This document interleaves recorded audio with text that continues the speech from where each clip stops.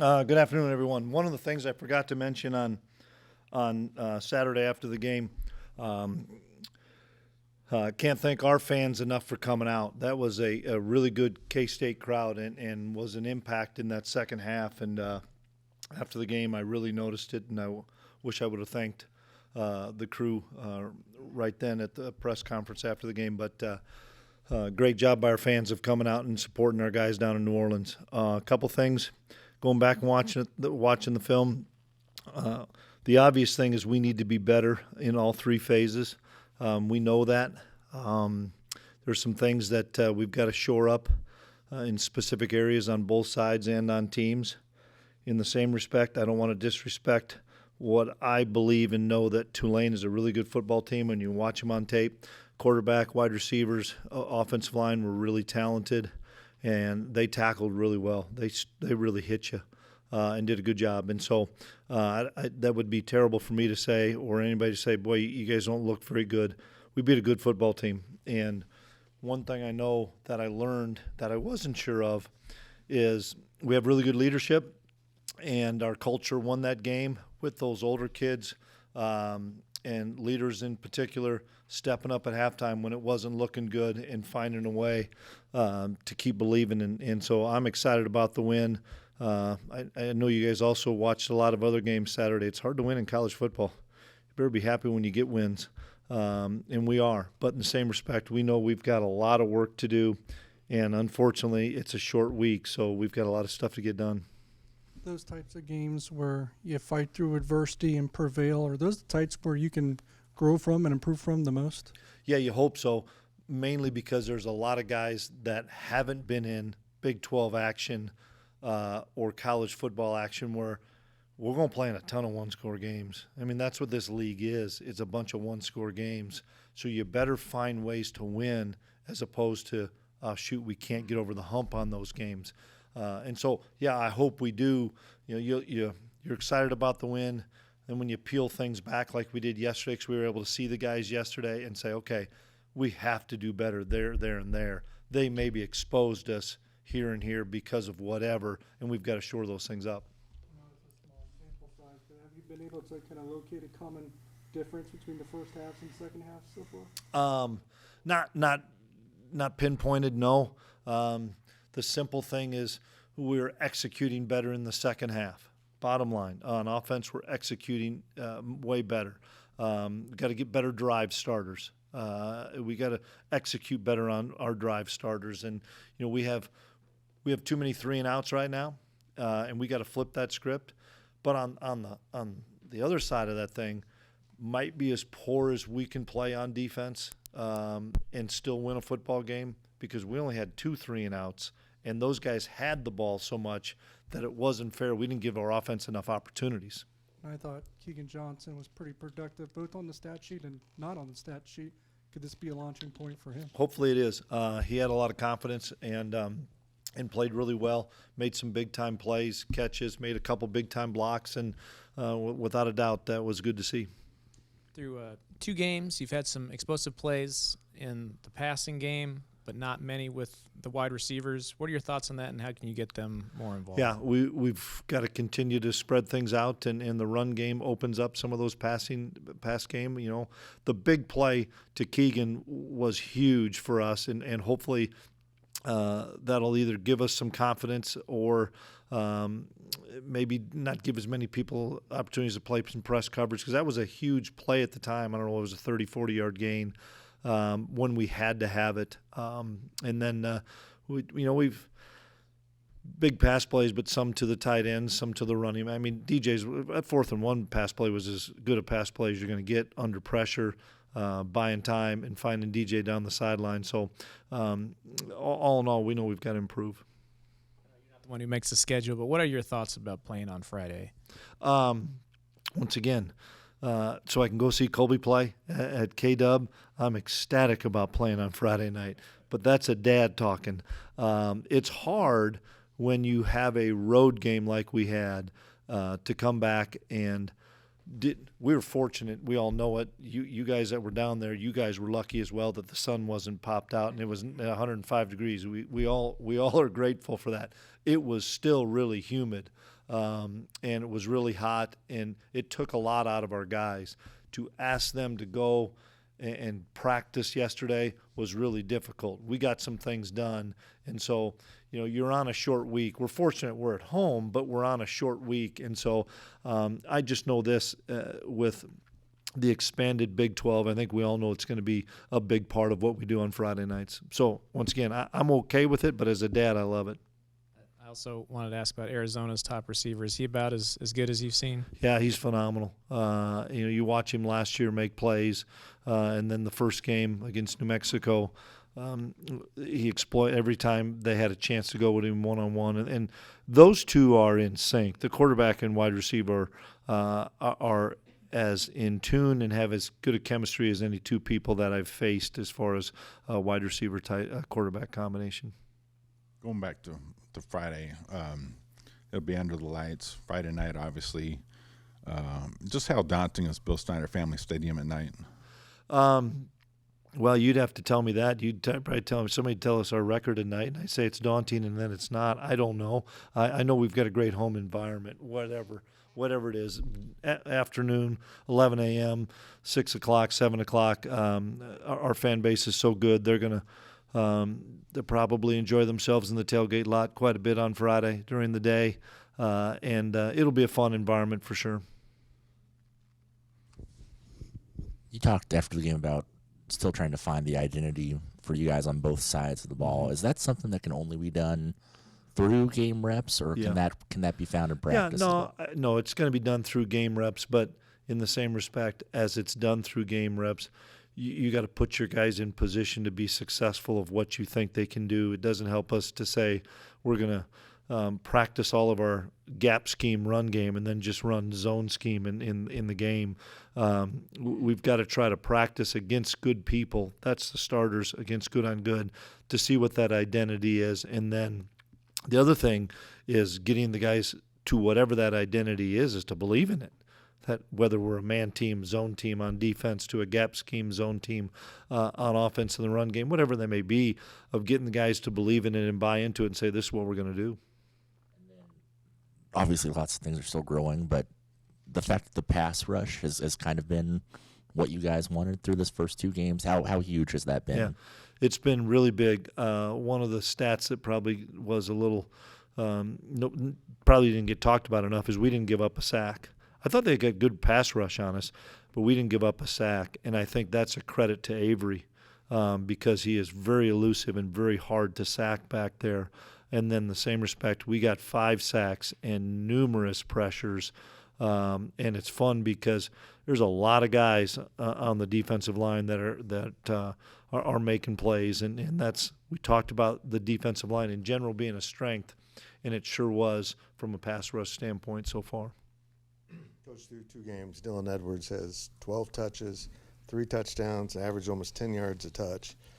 Is this small usage sample lack of familiarity with the playbook or something else going on? No, I think it's a combination of a couple things.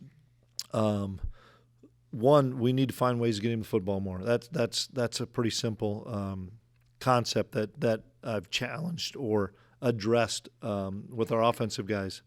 The second part of it is we are not on the field enough offensively, and last week was more the defense's fault that we were on the field for 55 plays. Typically, we're on the field for 70, 75 plays. The first 2 games we've been at 55, and the first game was basically 40 because Dylan didn't play or starters didn't play the last 15 plays.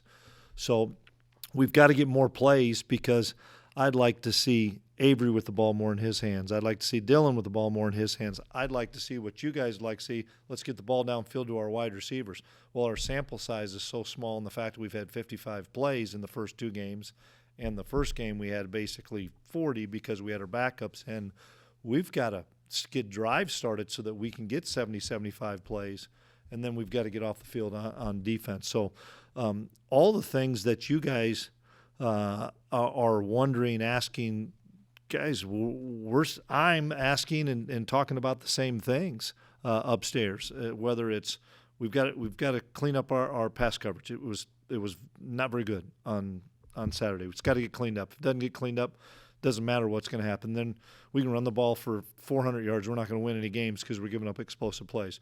We got to find a way to get the playmakers the ball in their hand. But we've got to have the guys on the field to do it, and we got to be on the field. So we've got some things through 2 games, and I told the guys it's whatever after the game, September 7th. Hang in there, man. We're figuring things out on both sides and on teams. We're going to have an opportunity to make some plays. Their kicker was really good. We had one opportunity for a kick return, and we didn't block it right. We had a seam. Every other kick, I think he banged it out of the end zone. Those are opportunities. Their punter was really good. I thought Dylan did a phenomenal job handling the football on punts, but we didn't get anything going because they did a really good job in the kicking game. So all those things, guys, are a combination of us not having opportunities, and we've got to create more opportunities. That's on us as coaches. Exactly, chart plays, but it would seem after 2 games, Avery's a lot more comfortable outside of the pocket, throwing on the run, doing unconventional things, and actually standing in the pocket. Is there any reality to that? Well, some of it is forced. Some of it is forced because we're giving up some leakage and some penetration that we got to shore up as well. No difference than what we're doing talking about on defense. We've got to shore up our pass protection, but been really pleased. I mean, the play he made to Oakley one time, getting out on a 3rd and 5 early in the game was really good. And then the touchdown throw and the catch by Swanee was huge, as well as the throw to DJ. And what excites me about those 3 plays in particular is maybe in the past, or maybe somebody'd say, why isn't he just taking off and running? Well, I love it that his eyes are downfield. I love it that he's keeping plays alive rather than just saying, first read not there, I'm gone. Man, it's an evolution, and he's evolving. And I talked to him yesterday.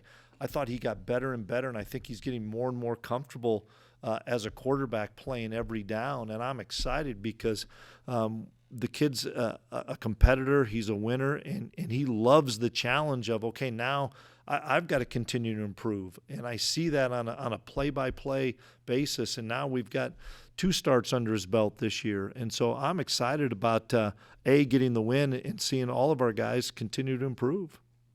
One final thing.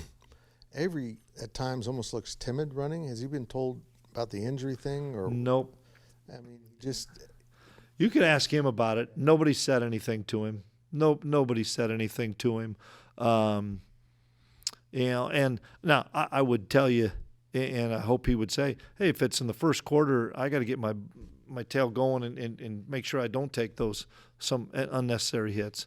If it's in the 3rd or 4th quarter, man, I may have to stick it in there and go. I don't know how many of those opportunities that he had.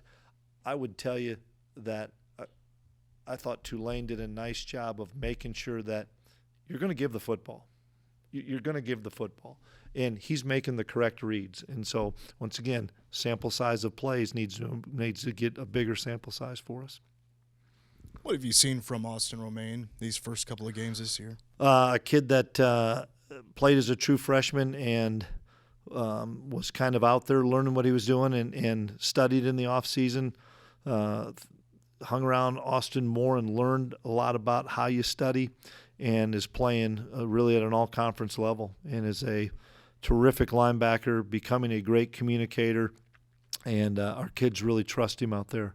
He's playing really high level.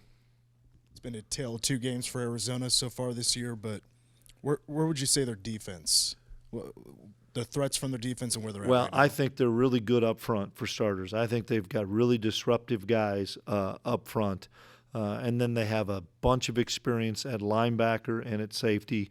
There's a lot of guys that you watch the bowl game with OU, and there's a lot of guys that's still the same jersey numbers or the same players out there. So they've got a lot of experience back on defense. I like their scheme. They're really talented, and they run their scheme really well. They stunt and move up front, so they're not giving you easy targets in the run game. But I think they're really well coached, and they play fast. Does playing Arizona as a non-conference game affect how you view it at all?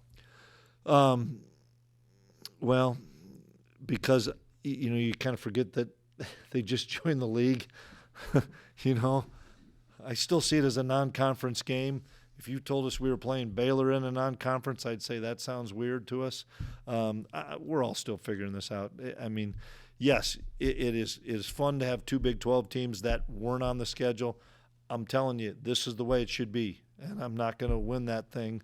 But we need to play 10 conference games or 8 conference games. This 9 playing 5 on the road and 4 at home, it doesn't make any sense to me. We need to be able to play 10, and everybody should play 10, and it would be have a lot more parity. For 2 games, how would you evaluate what Simon has done punt wise? Simon was much better on Saturday than he was the week before, and first game at home. Crazy crowd, maybe a little bit nervous, and really settled in this week. He had one punt with the wind, and I don't know what it was, but he hit it pretty good. And then he had his other punts were against the wind. First one wasn't his best, and then he got into a rhythm. And that's a really young player that I'm excited about because he's got a bright future, and the future's now for him. And so I'm pleased with Simon. The other thing is, and nobody realizes this, Chris Tennant's kicking the ball really well. Who's the holder? Simon. That's big time. I mean, Jack Bloomer was as good as there was. Before that, Devin Anktel was as good as there was. Man, we've had 2 guys for a long time here, and now Simon is taking on that role and doing a heck of a job. And so I'm pleased with him. Coach, I was going to actually ask about Chris Tennant. He's hit them from distance as well this year, and I think you guys trusted him at the end of the half to try and kick that 50-yarder. What's changed from last year to this year for him? And has it been more of a process thing to get him back to that level? A lot of it's mindset and mental with the kickers. That wasn't. We were kind of caught there. It was too far of a field goal into that wind. But we thought we had a better chance there than throwing the Hail Mary, to be honest with you. And so that probably wasn't – that's my fault. That's not on Chris. But he's been very confident, and we've put him in a lot of those situations in practice where, man, we're just going to blow it and say, hey, you know what, we're going to kick it, and it's 45-yarder, and he's drilled him. So he's just kicking with a ton of confidence, and I know that's a big thing for kickers is having that confidence, and it's fun to see him in his last year get off to a great start. How much does it help the offense to have a kicker like that? It helps, but I'm a big believer field goals are not going to beat you. You got to get touchdowns, and one of the things that was a huge thing in a game that wasn't good at halftime is that it had every right to be 28-10 Tulane at halftime. But our defense got 2 big stops and forced them into field goals that they had 6 points rather than 14. And so that was an indication of field goals aren't going to beat you. If you got to bow up sometimes. So, and we were going to go for it on the 4th down when we had 3rd and 2 at about the 5 or 6 when it was 20-10, and we lost 3 or 4 yards on it to get to a 4th and long. So we ended up kicking the field goal because you got to get touchdowns once you get down there. Yeah, just wondered about, you talked about the pass coverage. Is there any, common denominator or something? Get your eyes right. That's the huge thing, Arnie. We lost our eyes, and Coach Klanderman's as good as there is as a secondary coach, and he'll get it fixed, and we'll help him get it fixed. But you cannot lose your eyes. And we were playing some combinations of man and some combinations of zone, or man on one side and zone on the other side, and we lost our eyes. And you lose your eyes against a terrific quarterback like this young kid was as a thrower and wide out second roll, you're going to pay for it. And they made us pay every time. So hats off to those guys at Tulane, and we've got to get it corrected. I was just going to ask a little bit about how you felt about with Andrew and Pastore and the job they did in the second half. Yeah, they did a really nice job. We'd talked about having a true 7 guy rotation, and then really Cap could be the 8th, but it's hard to move in a center all the time. And so we lost Carver and Hadley, and Carver came back, Hadley did not. And those two guys came in and did a really nice job. I'm been a big fan of both those guys, and they're good enough to be starters here, and we consider them starters. I don't have the timetable on Carver or Hadley. I don't know if they'll be available or not. They didn't do anything yesterday, obviously, and it's going to be a short week, so we'll have to figure that out. But we are all, as an offense, comfortable if it's going to be Liney and Pastore. They're experienced guys.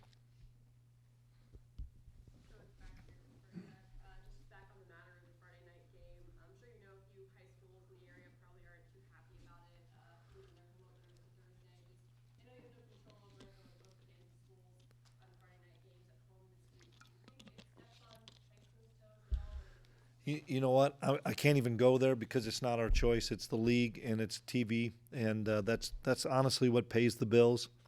Everybody knows that. I know it's not great for the high schools. I get that, but it's not anybody's choice, and it's what television contracts are, and television contracts run the business. I think everybody knows that. And once again, I'm going to be in Salina on Saturday. I'm not going. By the way. You want? No, I it's my got a hometown. spot for it's you. fine. Yeah. Back to the defensive thing.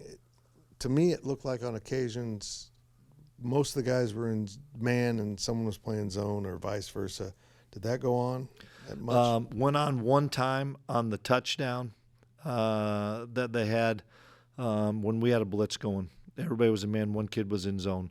But the other ones, we honestly lost our eyes, and that was one of the reasons at halftime we cranked up the heat and said, you know what, we're not going to have you let you sit back there that long. We've got to get pressure, and that helped us for sure. And once again, their wideouts were really good, but we've got to be better with our eyes. Granted, it's the second week of the season. You got a lot of new guys out there. Offensively, though, was there just enough of missing assignments, missing a block, not going to the right place? Details. Just broke it down? Just details. You know, you're right. A combination of all those things, and that's why you're fortunate to get out of there with a win. But make no mistake, even in the locker room at the end of the game, man, we celebrated, and then we went right to it. And I said, I want coaches in here, guys. We got to fix this. We all have to fix. It starts with me, but we all have to fix this. We've got to coach you better. We've got to buy into the coaching better. We've got to detail things better. We can't lose our eyes wherever it be on defense. We've got to know our assignment. And some of that is inexperience. We all know that because we had some kids that are playing their first games. And so if it is, then it's our job as coaches to say, if they can't handle that much, then we got to simplify some things. And if they can handle it, then we've got to detail it better because we know we've got to play better. And once again, Tulane's a really good football team. Take nothing away from that because they whipped us in that first half. We've got to do a lot of things better on in all three phases. Guys, I'm smart enough to realize that. We've got to be better. I know we got to be better.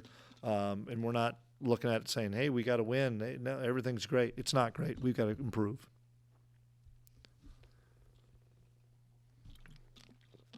Yeah, I'm working on a story here, and I think it's important when Fox comes to town, there's going to be a window on Kansas State University. You're the front porch of Kansas State University. I'm just wondering if you might be able to paint a picture for me of the synergy between the community, the student body, and the love affair with this football team. Couple things. One, let's go to the student body and let's go to the band with Dr. Trace. We get home at 7:45 and it's packed out in front of an ear for our guys coming off that bus.